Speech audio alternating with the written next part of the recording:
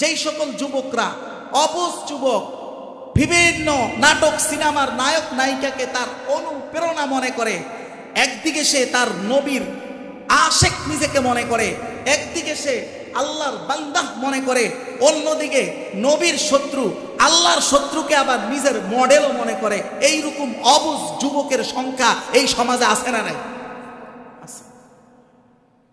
এই অবুঝ যুবক এতটাই অবুঝ, সে যাকে অনুপ্রেরণা মনে করতেছে, সে যাকে দেখে দেখে ঘুমের ঘরে স্বপ্ন দেখে, বহুত উলঙ্গ অশ্লীল নায়িকাকে দেখে সে হয়তো স্বপ্নের ঘরে সংসারও পাতে, বলে ইস এদের মতো যদি লাইফ স্টাইল, এদের মতো সফলতা যদি আমার হইতো, অথচ সে জানে না এদের বাস্তব জীবন, পর্দার ভিতরের জীবনটা কেমন।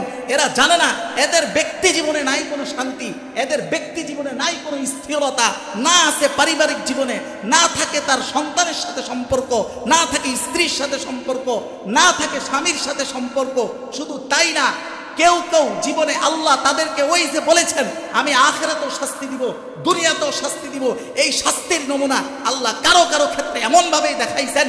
এক নায়িকা, অশ্লীল নায়িকা, যাকে এক সময় পর্দায় দেখে দেখে যুবক নিজের মনে কল্পনা করত, আল্লাহ নামাইতে নামাইতে ঢাকা শহরের রাস্তার অলিতে গলিতে তারে ভিক্ষা করাইছেন।